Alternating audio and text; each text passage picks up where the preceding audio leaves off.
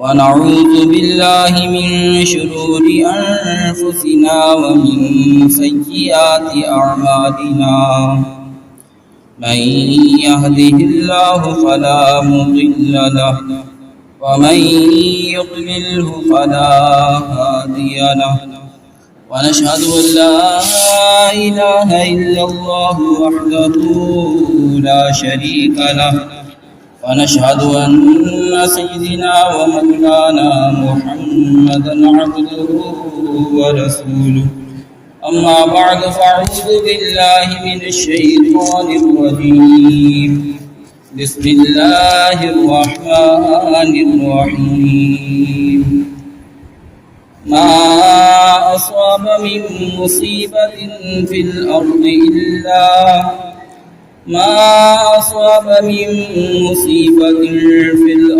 ولا في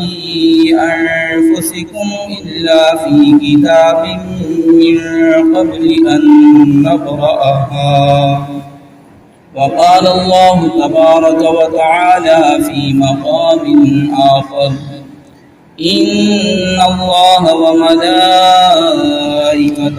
يصلون على النبي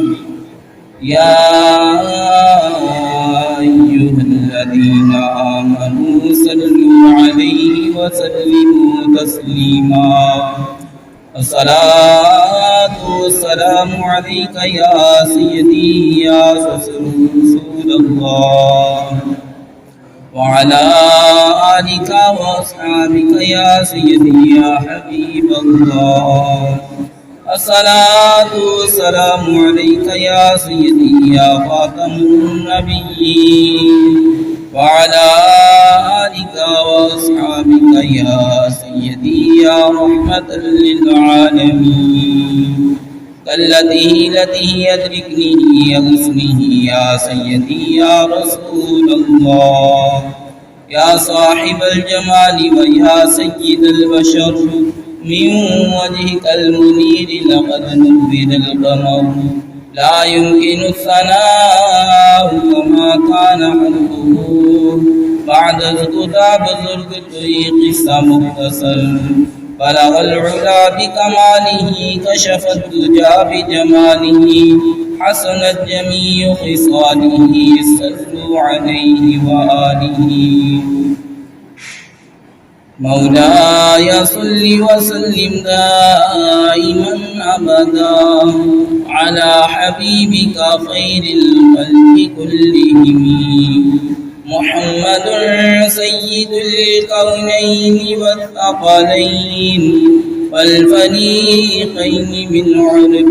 ومن عجم مولاي صل وسلم دائما أبدا على حبيبك خير الخلق كلهم حمد و صلاۃ کے بعد کرامی منظورت اللہ رب العزت تعالیٰ اخلاق احسان ہے خالق کائنات نے ہمیں انسان بنا کر حضور نور شافع یوم النشور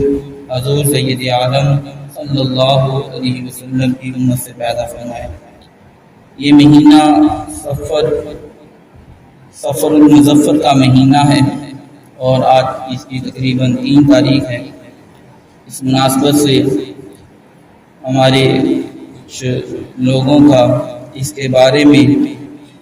کچھ اس طرح کا اعتقاد ہے جو اسلام سے ہٹ کر ہے۔ اسی مناسبت سے آپ کے سامنے کچھ باتیں کچھ معلومات رکھوں گا۔ اللہ تعالیٰ مجھے صحیح قرآن و سنت بیان کرنے کی اور ہم سب کو اس پر عمل کی توفیق عطا فرمائے۔ اللہ تعالیٰ ہمارے سینوں کو دین اسلام کے لیے نرم فرمائے۔ قرآن پاک کی آیت مقدسہ جو آپ حضرات کے سامنے تلاوت کرنے کا شرف حاصل کیا ہے، اللہ تعالیٰ ارشاد فرماتا ہے ما اصاب من مصیبت فی الارض ولا فی انفسکم الا فی کتاب من قبل ان نبرأها۔ اللہ تعالیٰ فرماتا ہے کہ جو بھی زمین میں مصیبت پہنچتی ہے، نہیں کوئی پہنچتی مصیبت زمین میں اور نہ تمہاری اپنی جانوں کی طرف، مگر وہ ہم اس کو اس سے پہلے لکھ چکے ہیں اس کے پیدا ہونے سے پہلے ہم اس کو لکھ چکے ہیں۔ یعنی جتنی بھی مصیبتیں دنیا میں رونما ہوتی ہیں، ظاہر ہوتی ہیں، بندے پہ آتی ہیں، وہ آنے سے پہلے بھی جو ہے لکھی جا چکی ہیں۔ ایک تو بات یہ ہے کہ جتنی بھی مصیبتیں ہیں وہ آنی ہی آنی ہیں، مقدر میں لکھی جا چکی ہیں۔ اور دوسری بات یہ ہے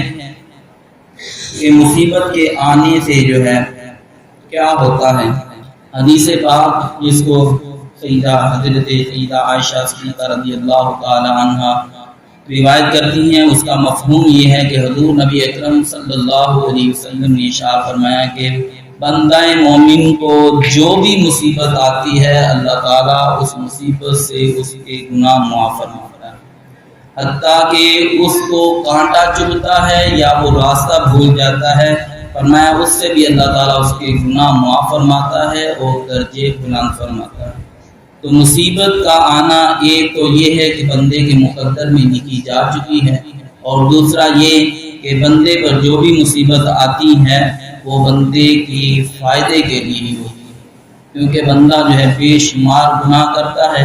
اور بندے کے جب بھی کوئی مصیبت آتی ہے تو وہ مصیبت جو ہے بندے کے گناہوں کو کم کر دیتی ہے، بندے کے درجات میں بلندی کا سبب بنتی ہے۔ لہذا بندے پر جب بھی کوئی مصیبت آئے تو یہی ذہن ہونا چاہیے، ایک تو یہ مقدر ہو چکی ہے، اور دوسرا جو ہے یہ اس کے ذریعے جو ہے میرے گناہ معاف ہوں گے اور میرے جو ہے درجے بلند ہوں گے۔ اور مصیبت کا ایک اور پہلو جو اللہ تبارک و تعالیٰ قرآن پاک میں ارشاد فرماتا ہے، فرمایا ما اصاب من مصیبت الا باذن اللہ۔ یہ قرآن پاک میں یہ تقدیر کے بارے میں فرمایا جو بھی تم کو مصیبت پہنچتی ہے وہ اللہ کے حکم سے ہی آتی ہے۔ اور ایک اور جگہ پہ ارشاد فرمایا ما اصابکم من مصیبت فبما کسبت ایدیکم، فرمایا تم پر جو بھی مصیبت آتی ہے وہ تمہارے اپنے ہی ہاتھوں کے کسب کی وجہ سے آتی ہے، ہاتھوں کے تمہارے اپنے ہی برے اعمال کی وجہ سے تم پر مصیبت آتی ہے۔ آگے اللہ تعالیٰ ارشاد فرماتا ہے وَيَعْفُو عَنْ كَثِيرٍ، جتنی بھی مصیبتیں آتی ہیں یہ سارے کے سارے ہاتھوں کے کمائے ہوئے بدعمالیوں کی وجہ سے نہیں آتی، بلکہ اللہ تعالیٰ بہت ساری بدعمالیاں، بہت سارے گناہ جو ہے وہ معاف کر دیتا ہے، اور کم گناہوں پر، کم مصیبتوں پر جو ہے یہ مصیبتیں آتی ہیں۔ تو یہ مصیبتوں کا آنا ایک طرح سے جو ہے مقدر ہے کہ یہ تو آئیں گی ہی آئیں گی، یہ تو لکھی جا چکی ہیں۔ اور دوسرا جو ہے یہ بندہ سوچے جب بھی کوئی مصیبت آئے تو یہ سوچے کہ یہ اللہ کی طرف سے ہے، اللہ کے حکم سے ہے، الا باذن اللہ، کہ اللہ کے حکم سے ہے۔ اور تیسرا جو ہے یہ بندہ سوچے کہ اس کے ذریعے جو ہے میرے گناہ معاف ہوں گے، مجھے اللہ کا قرب حاصل ہوگا، اللہ کی بارگاہ میں درجے بلند ہوں گے۔ اور اس طریقے کے ساتھ جب بندہ مصیبت کے اندر یہ جب سوچ رکھے گا تو اس کو سکون حاصل ہوگا، مصیبت کے برداشت کرنے کی قوت پیدا ہوگا۔ یہ تو مصیبت کا آنا جو ہے ان آیات بینات سے طے ہے، لیکن جو ہے بات یہ ہے کہ ہم لوگوں نے جو ہے ہماری جو کچھ ذہن خراب ہو چکے ہیں، شریعت سے ہٹ چکے ہیں، وہ یہ ہے کہ ہم نے جو ہے مؤثر کسی اور کو بنا دیا، مصیبت کے آنے کی وجہ جو ہے کوئی اور بنا دی۔ ہم جو ہے کچھ چیزوں کو جو ہے ماننے لگ پڑے ہیں کہ ان چیزوں کی وجہ سے مصیبت آئی ہے، اس کے فلاں کام کی وجہ سے مصیبت آئی۔ یہ چیزیں جو ہے فرمایا کہ اللہ باذن اللہ، جتنی بھی مصیبتیں آتی ہیں وہ اللہ کے حکم سے آتی ہیں، لہذا کسی کی وجہ سے، کسی کے برے، کسی کے عمل کی وجہ سے، کسی کی ذات کی وجہ سے بندے پر جو ہے کوئی مصیبت نہیں آتی۔ بندے پر جو مصیبت آتی ہے وہ اپنے ہی عمل کی وجہ سے، اپنے برے اعمال کی وجہ سے، اور دوسرا جو ہے وہ مقدر ہو چکی ہے۔ اور یہ بات یعنی کہ ان آیات بینات سے یہ بات واضح ہو رہی ہے کہ کوئی کسی کی مصیبت کے اندر اضافہ کرنے والا نہیں، کسی کی ذات کی وجہ سے، کسی کی نحوست کی وجہ سے بندے پر جو ہے مصیبت نہیں آتی ہے۔ یہ جو ہے چیز سمجھنے والی ہے، یہی میرا آج کا موضوع سکون ہے۔ ہم جو ہے یہ ماہ سفر مظفر کے بارے میں، سفر کے مہینے کے بارے میں جو ہے یہ برا شگون لیتے ہیں کہ یہ مہینہ بلاؤں مصیبتوں کے نازل ہونے کا ہے، لہذا اس مہینے میں جو ہے ہم رکتے ہیں نیک کام کرنے میں، اچھا کام کرنے میں، کوئی کاروبار کا شروع کرنا ہو تو اس کو شروع کرنے میں جو ہے اس مہینے سے رکتے ہیں۔ اور یہ حالانکہ یہ بات نہیں ہے، اللہ تعالیٰ فرماتا ہے جو بھی مصیبت آتی ہے وہ اللہ کی حکم سے آتی ہے، لہذا یہ مہینے وغیرہ جو ہے ان کی وجہ سے کاروبار یا معاملات یا معاشی زندگی جو ہے وہ خراب نہیں ہوتی۔ تو زمانہ جاہلیت کے اندر جو ہے عرب لوگوں کی جو عادت تھی وہ یہی رہی کہ وہ سفر کے مہینے کی آمد پر جو ہے برا شگون لیتے تھے، اس مہینے کو جو ہے برا جانتے تھے اور اسے آفات اور مسائل کے نازل ہونے کے اعتبار سے جو ہے خاص قرار دیتے تھے۔ یہ مہینہ آفتوں اور مصیبتوں کے نازل ہونے کا مہینہ ہے، لہذا وہ اس مہینے کو اسی کے ساتھ جو ہے خاص قرار دیتے تھے۔ تو اسلام نے جو ہے آ کر اسی پر جو ہے اس کا سد باب فرمایا، اس کے بارے میں جو ہے حضور نبی اکرم صلی اللہ علیہ وسلم نے منع فرما دیا، اور آپ صلی اللہ علیہ وسلم کی حدیث پاک میں فرمایا کہ بلا سفر کا مہینہ جو ہے یہ بلاؤں اور وباؤں کا مہینہ نہیں ہے۔ اب حضور صلی اللہ علیہ وسلم باتیں فرما رہے ہیں، دو لوگ فرما رہے ہیں، لیکن ہم امتی ہیں، کلمہ انہی کا پڑا ہے، لیکن جو ہے ہم کبھی بھی جو ہے اس بات سے پیچھے ہٹنے والے نہیں۔ کلمہ انہی کا پڑا ہوا ہے، لیکن اس کے باوجود جو ہے میں نہیں دیکھتا کہ کسی بندے نے جرأت کر کے سفر کے مہینے میں نکاح کیا۔ کیوں کہ جب دین لینے جاتے ہیں تو لوگ کہتے ہیں خالی مہینہ ہے، خالی مہینہ ہے، تو اس خالی مہینے میں کیا کوئی مصیبت آ جائے گی نکاح کرنے میں؟ خالی مہینہ جو اس مہینے میں کیا کاروبار کرنے سے ٹھپ ہو جاتا ہے؟ کیا مہینوں کی وجہ سے بندے کے معاملات خراب ہوتے ہیں؟ کیا مہینوں کی وجہ سے بندے کی تقدیر بدلتی ہے؟ تو یہ بات تو بالکل غلط ہے، اور یہ زمانے جاہلیت کی سوچ ہے جو ہم میں بھی آ چکی ہے۔ تو یہ وجہ ہے کہ ہم جو ہے سفر کو منحوس سمجھتے ہیں، نحوست والا مہینہ سمجھتے ہیں، جس کی وجہ سے اس مہینے میں یہ کام وغیرہ بالکل نہیں کرتے۔ حالانکہ حضور صلی اللہ علیہ وسلم فرماتے ہیں لا عدوى ولا سفر، نہ تو سفر کی نحوست ہے اور نہ ہی بیماری جو ہے متعدی ہوتی ہے، یعنی عدوہ کا مطلب ہے بیماری ایک سے دوسرے کو نہیں لگتی۔ لہذا یہ جو ہے ہمارے ذہن جو ہے اس سے پاک ہونے چاہیے۔ اس سے حضور صلی اللہ علیہ وسلم نے فرما دیا کہ اس میں بھی شک ہے کہ یہ آپ صلی اللہ علیہ وسلم کا فرمان صحیح ہے، کیا اس میں بھی شک کرنا چاہیے؟ نہیں، اس میں کبھی نہیں شک کرنا چاہیے، اس کو من و عن ویسے ہی ماننا چاہیے جیسے آپ صلی اللہ علیہ وسلم نے ارشاد فرمایا ہے۔ تو حدیث پاک میں جو ہے ان کی جو ہے تردید کی گئی ہے۔ حضرت زید بن خالد رضی اللہ تعالیٰ عنہ سے روایت ہے، رسول اللہ صلی اللہ علیہ وسلم نے ہمیں حدیبیہ میں صبح کی نماز پڑھائی۔ جب آپ صلی اللہ علیہ وسلم نے صبح کی نماز پڑھائی، یہ واقعہ بارش کے بعد کا ہے، جب بارش ہو چکی تھی تو رات کو بارش ہوئی تھی، صبح آپ صلی اللہ علیہ وسلم نے نماز پڑھائی۔ جب آپ صلی اللہ علیہ وسلم نماز سے فارغ ہوئے تو لوگوں کی طرف آپ صلی اللہ علیہ وسلم نے توجہ فرمائی اور فرمایا کیا تم جانتے ہو تمہارے رب نے کیا فرمایا ہے؟ صحابہ اکرام نے عرض کی یا رسول اللہ صلی اللہ علیہ وسلم، اللہ اور اس کا رسول بہتر جانتے ہیں۔ تو آپ صلی اللہ علیہ وسلم نے ارشاد فرمایا اللہ تعالیٰ نے فرمایا ہے کہ میرے بندوں نے اس حال میں صبح کی ہے کہ کچھ مجھ پر ایمان لانے والے تھے اور کچھ میرے ساتھ کفر کرنے والے تھے، میرا انکار کرنے والے تھے۔ صحابہ کرام نے عرض کی یا رسول اللہ صلی اللہ علیہ وسلم یہ کیا وجہ؟ تو آپ صلی اللہ علیہ وسلم نے ارشاد فرمایا اللہ تعالیٰ فرماتا ہے کہ جس نے یہ کہا کہ اللہ کے فضل اور اس کی رحمت سے ہم پر بارش ہوئی، بس یہ مجھ پر ایمان لانے والا ہے اور ستاروں کا انکار کرنے والا ہے۔ اور جس نے کہا کہ فلاں ستارے کی وجہ سے فلاں ستارے کی وجہ سے جو ہے بارش ہوئی ہے، تو اس نے جو ہے بس یہ میرے ساتھ کفر کرنے والا ہے اور ستاروں پر ایمان لانے والا ہے۔ اب دیکھیں کہ اس حدیث پاک میں کتنی واضح طور پہ جو ہے یہ بات بیان کی گئی ہے کہ یہ سمجھنا کہ فلاں ستارہ فلاں جگہ پہ جائے گا کب بارش ہوگی، یہ فرمایا کہ میرا انکار کرنا، اللہ کی ذات کا یعنی کہ کفر کرنا، یہ دین شریعت محمدی کا انکار کرنا،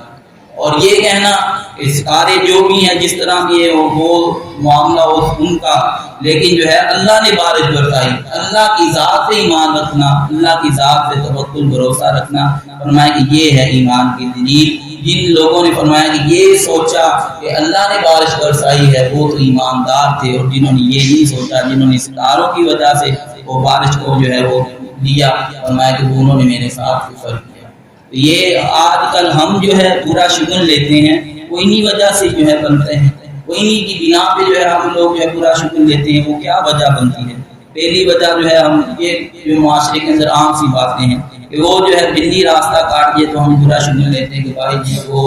بلی راستہ کاٹ گئی، اب جو ہے آگے خیر نہیں، حالانکہ یہ برا شگن ہے۔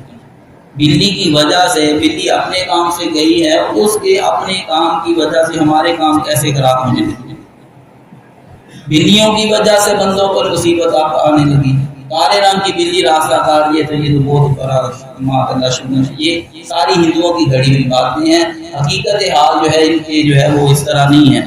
اور حضور صلی اللہ علیہ وسلم نے ایسے آدمی کے بارے میں فرمایا کہ جس کے ساتھ کوئی برا شگن والا معاملہ ہو جائے، جس طرح کے دور جاہلیت میں لوگ برا شگن لیتے تھے ان چیزوں کی وجہ سے، بدفعلی لیتے تھے، بدفعلی کا وہ پرندہ اڑاتے تھے، جانور کو دوڑاتے تھے، جب کوئی بھی دیوار پہ پرندہ بیٹھا ہوتا تو اس کو اڑاتے اور اس سے فال لیتے تھے۔ کیا کہ پرندہ اگر اڑا اس طرف دائیں طرف تو وہ کہتے جس کام کو میں جا رہا ہوں وہ کام ہو جائے، اس کام کے اندر خیر ہے، اور اگر وہ جو ہے اڑ گیا بائیں طرف کھبے پاسے تو فرماتے وہ کہتے کہ یہ جو ہے اب کام نہیں ہوگا، یہ بدفعلی لیتے تھے پرندوں کے ساتھ۔ اسی طرح جانور کو دوڑاتے، کوئی بھی بکری یا ہرن وغیرہ مل جاتی ان کو دوڑاتے، اگر وہ دائیں طرف دوڑتا تو کہتے کہ یہ میرا کام ہو جائے گا، اور اگر بائیں طرف دوڑتا تو یہ کہتے کہ یہ میرا کام نہیں ہوگا۔ یہ دو بچوں کو ذرا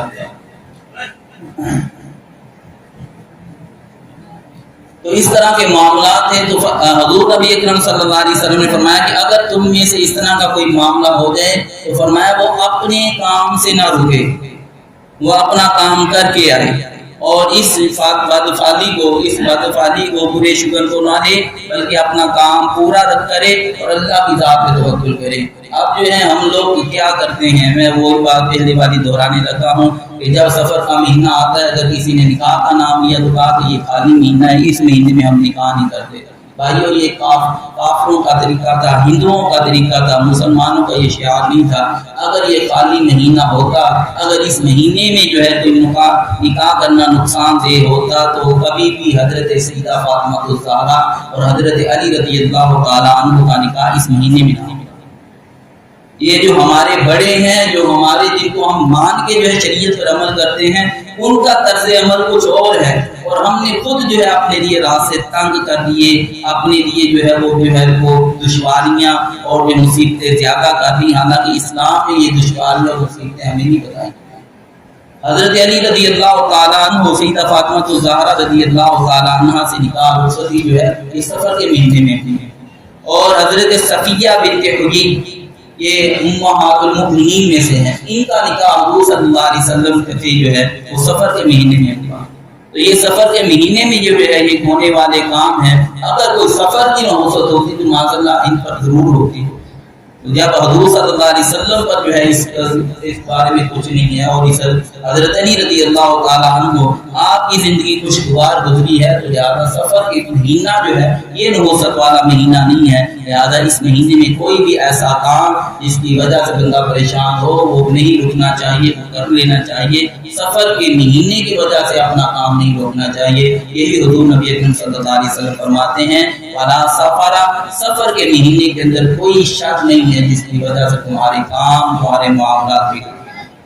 اور حضور صلی اللہ علیہ وسلم نے ارشاد فرمایا کہ بدشگونی کچھ نہیں ہے، اس سے بہتر نیک فعل ہے۔ صحابی نے عرض کیا یا رسول اللہ صلی اللہ علیہ وسلم نیک فعل کیا ہے؟ فرمایا اچھی بات جو تم میں سے کوئی سنے،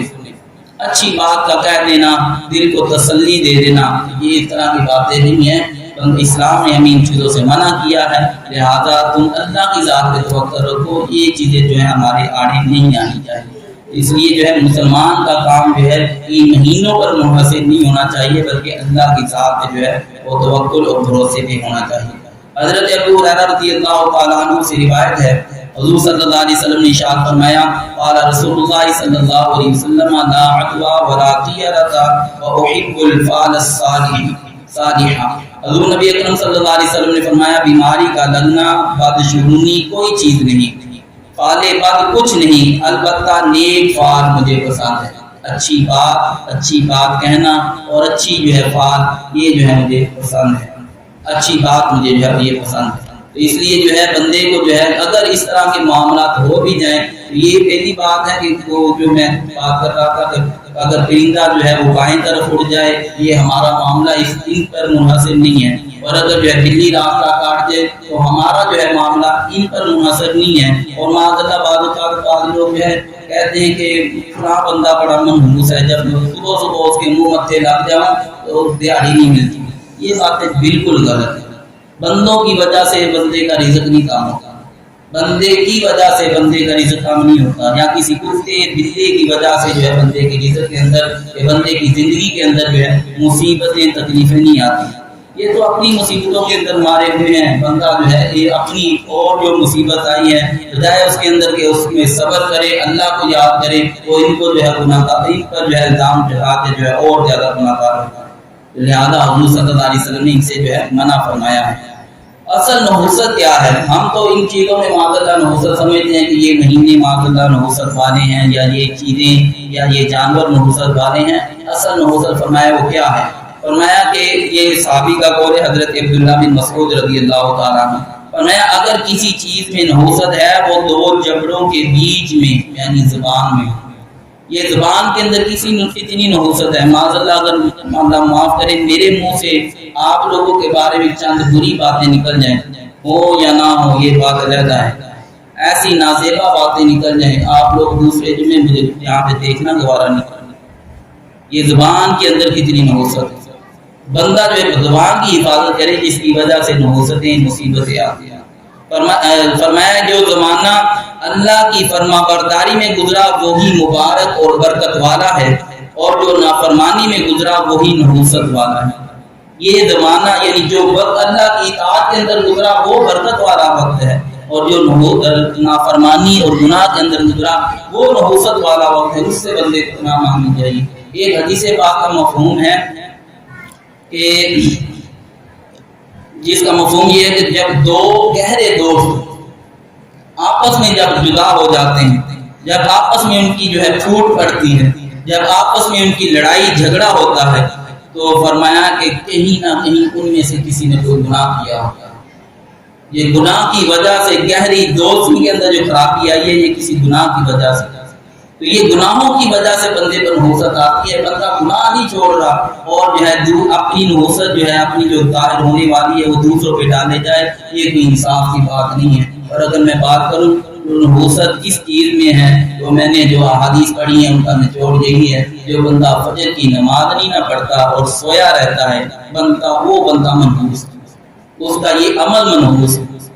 فجر کے وقت سویا رہنا اور نماز کا نہ پڑھنا یہاں تک کہ سورج نکل آئے، یہ منحوسوں والا عمل ہے، جس کے اندر بھی پایا جائے گا وہ اس نے منحوسوں والا کام کیا۔ یہ کام ہم چھوڑ نہیں دیں اور ہم جو ہے اپنی نحوست جو ہے دوسروں پہ تھوپتے ہیں کہ فلاں کی وجہ سے مجھ پر نحوست آ گئی، فلاں کی وجہ سے میری دیہڑی رہ گئی، فلاں کی وجہ سے میرا یہ معاملہ خراب ہو گیا، فلاں یہ نہ کرتا، فلاں یہ نہ کہتا تو یہ ہو جاتا، یہ ہو جاتا۔ یہ کچھ نہیں ہوتا، بندے کے اپنے ہی کمائے ہوئے اعمال ہیں جس کی وجہ سے جو ہے بندہ کامیاب ہوتا ہے، جس کی وجہ سے بندہ ناکام ہوتا ہے۔ فرمایا کہ غلاموں کے ساتھ اچھا سلوک کرنا یہ باعث برکت ہے، اور ان سے بدسلوکی کرنا یہ نحوست ہے، یہ منحوسیوں والے کام ہیں، یہ بندہ ان سے بچے۔ جو بندہ دوبارہ سن لیجیے، ایک تو زبان کو ٹھیک استعمال کرے، اور دوسرا جو ہے بندہ جو ہے اللہ کی اطاعت اور فرما برداری کے اندر وقت گزارے، یہ برکت ہی برکت حاصل ہوگی۔ اور تیسرا جو ہے بندہ جو ہے اپنے غلاموں کے ساتھ اچھا سلوک کرے، ان کے ساتھ بدسلوکی کرنا یہ نحوست ہے۔ ان چیزوں سے بچے تو نحوست سے بھی بچا رہے گا۔ اور فرمایا کہ صدقہ نحوست کو دور کرتا ہے، جتنی بھی بندے کو نحوستیں آتی ہیں بندہ صدقہ کرتا رہے تو وہ جو ہے نحوستوں سے بچا رہتا ہے۔ اور اسباب مصیبت سے بچنے کی تلقین، یہ کون سے چیزیں ہیں؟ حضور صلی اللہ علیہ وسلم نے جن چیزوں سے ہمیں جو ہے بچنے کی تلقین فرمائی، فرمایا نقصان والی جگہ سے خود کو بچانا۔ پتہ جو ہے فلاں جگہ پر نقصان ہوگا میرا، بندہ نہ جائے، نقصان والی جگہ پہ خود کو جو ہے بچانا، یہ جو ہے اسباب جو ہے بچنے کی تلقین فرمائیں گے۔ اور فرمایا توکل اس کو کہتے ہیں کہ اپنے خنجر کو تیز رکھ اور انجام اس کی تیزی مقدر کے حوالے کر دے، یعنی خنجر کو تیز رکھ کے شکار پہ چھوڑ دے اب جو ہے اس کو جو ہے اللہ کے حوالے کر دے کہ اب جو ہے جو بھی معاملہ بنے گا، یہ نہیں کہ کنڈا خنجر ہو اور کنڈی چھری ہو، یہ جو بھی تو وہ جو ہے اس کو شکار پہ لگائے اور کہے کہ میرے مقدر میں شکار نہیں تھا، وہ لگانے کی پہلے بندہ اپنا معاملہ ٹھیک کر لے اور پھر جو ہے معاملہ اللہ کے حوالے کرے، اب جو ہے اللہ کے حوالے ہے۔ اور فرمایا کہ آپ میں سے فرمایا تم میں سے کوئی شخص بھی ایسی چیز کو دیکھے جس سے بدفعلی کی جاتی ہے تو وہ اپنی جگہ سے اور اپنے کام سے نہ رکے بلکہ اپنا کام کرتا رہے۔ کوئی جو بات پیچھے بیان کی تھی کہ کوئی بھی اس طرح کا معاملہ اگر ہو بھی جائے پہلے تو یہ تو ہمارا دین جو ہے ان چیزوں کے بارے میں بالکل رہنمائی نہیں کرتا، بالکل ان کا سدے بات فرماتا ہے کہ یہ بالکل چیزیں باطل ہیں، اور اگر کسی کے ذہن میں خام خیالی میں اس طرح کی بات ہو بھی جائے تو فرمایا کہ وہ اپنے کام سے نہ رکے۔ اگر کسی کو یہ چیز نظر بھی آ جائے بالفرض تو وہ اپنے کام سے نہ رکے، اپنا کام کر کے آئے، اپنا معاملہ جو ہے وہ کر کے ہٹے۔ تو یہ جو ہے چیزیں جو ہے یہ قدرتی ہیں، یہ حقیقت ہے، ان کی وجہ سے بندے کے معاملات جو ہے وہ معاشیات وہ خراب نہیں ہوتے۔ ابو داؤد میں جو ہے عروہ بن عامر رضی اللہ تعالیٰ عنہ سے مروی ہے کہ میں نے نبی کریم صلی اللہ علیہ وسلم کی خدمت میں طیارہ کا ذکر کیا تو آپ صلی اللہ علیہ وسلم نے فرمایا جب میں تم میں سے کوئی ایسی شے کسی شے کو دیکھوں، فرمایا جب تم جو ہے کسی ایسی شے کو دیکھو تو یہ کہہ دیا کرو لا یأتی بالحسنات الا انت ولا يدفع السیئات الا انت ولا حول ولا قوة الا بک۔ فرمایا کہ تم یہ کہہ دیا کرو اے اللہ جو بھی نیکی آتی ہے صرف اور صرف تیری طرف سے ہی آتی ہے، اور جو کوئی بھی مصیبت ہے اس کو ٹالنے والا بھی تو ہی ہے، تیرے سوا کوئی ٹالنے والا نہیں ہے،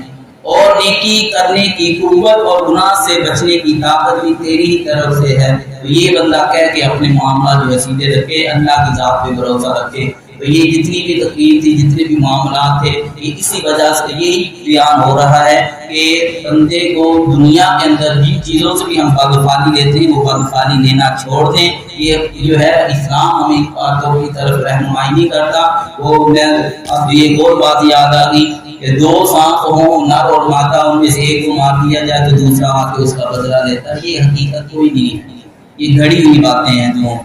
اسلام نے ان کی تو یہ جو ہے وہ میں تو کہتا ہوں اسلام تو ہمیں یہی کہتا ہے کہ دونوں کو ہی مار دیا جائے، ایک کو نہیں مارنا چاہیے بلکہ دونوں کو ہی مار دیا جائے، کیونکہ دونوں ہی موذی جانور ہیں، اور ایک ضرب سے مارا جائے کیونکہ یہ اس کے بارے میں رسول اللہ صلی اللہ علیہ وسلم نے ہدایت دی۔ اور اگر ایک بچ بھی جائے تو یہ نہیں ہے کہ وہ آ کے بدلا دے گا اس کا، نہیں، اس طرح کے معاملات نہیں ہیں، یہ ہماری گھڑی ہوئی باتیں ہیں، ہندوؤں کی گھڑی ہوئی باتیں ہیں، لہٰذا اس سے جو ہے اسلام کا کوئی تعلق نہیں ہے۔ اور ایک اور بات یہ کیونکہ ہم بدشگونیاں بہت زیادہ لیتے ہیں، اس حوالے سے جو ہے یہ خواب کے بارے میں ایک بات کرتا چلا جاؤں کہ خواب کے بارے میں جو ہے ہم لوگ بڑی بے احتیاطی برتتے ہیں۔ یہ ایک خواب جو ہے اس قدر جو ہے سنگین ہے اور اس قدر جو ہے پریشان کن ہے، اگر اس کی تعبیر دیکھیں تو تعبیر بڑی اچھی ہے، اور اگر اس کی حقیقت حال کو دیکھیں تو وہ جو ہے گھروں کے گھر برباد کر دیتا ہے۔ وہ خواب کیا ہے؟ پہلے تو یہی دیکھیں کہ نبی پاک صلی اللہ علیہ وسلم نے خواب کے بارے میں کیا فرمایا۔ فرمایا کہ اگر تم میں سے کسی کو برا خواب آتا ہے اور وہ بیدار ہو جائے تو فرمایا کہ وہ 3 بار کھبے پاسے دھتکارے، 3 بار اعوذ باللہ من الشیطان الرجیم پڑھ کے 3 بار جو ہے وہ دھتکار دے، تھو کر دے 3 بار، اور پھر فرمایا کہ وہ کروٹ لے کے اللہ کا نام لے کے سو جائے، یا پھر جو ہے وہ 2 رکعت نفل پڑھ کے اللہ کی بارگاہ میں دعا کر کے سو جائے، اور فرمایا اپنا خواب کسی سے نہ بیان کرے تو کچھ نہیں ہوگا، اپنا خواب کسی سے نہ بیان کرے تو فرمایا کچھ نہیں ہوگا، جو بھی خواب دیکھا یہ شیطان کی طرف سے، اب تمہارا کچھ نہیں، یعنی تمہیں کچھ نقصان نہیں ہوگا۔ لیکن ہم جو ہے اگر برا خواب دیکھ رہے تو جب تک کسی کو بیان نہ کرے تو سکون نہیں آتا، تو پھر وہ مصیبت جو وہ کہہ دے وہ بھی ہو جاتا ہے، کیونکہ یہ خواب کے بارے میں فرمایا گیا ہے کہ آگے تعبیر بیان کرنے والا جو منہ سے نکالے گا صحیح ہوگا غلط ہوگا یہ اسی کے ذمہ ہے، وہ جو منہ سے نکالے گا وہ اس کی تعبیر کے اندر وہی کچھ نہیں ہے۔ تو اس طرح کے بہت سارے خواب اچھے بھی ہوتے ہیں جن کو ہم جو ہے اہرے گہرے کو بتا کے جو ہے ضائع کر دیتے ہیں، اور جو ہے اگر کسی اللہ والے کو بتائیں تو پھر جو ہے ان کی صحیح تعبیر معلوم ہوتی ہے۔ اور یہ میں بات صحیح طریقے سے بتا رہا ہوں، یہ یاد رکھیں کہ خواب کی تعبیر بیان کرنا اس قدر جو ہے یہ گہرا علم ہے، میں کہتا ہوں کہ جو اللہ کا ولی ہوگا وہی صحیح طریقے سے خواب کی تعبیر بیان کر سکتا ہے۔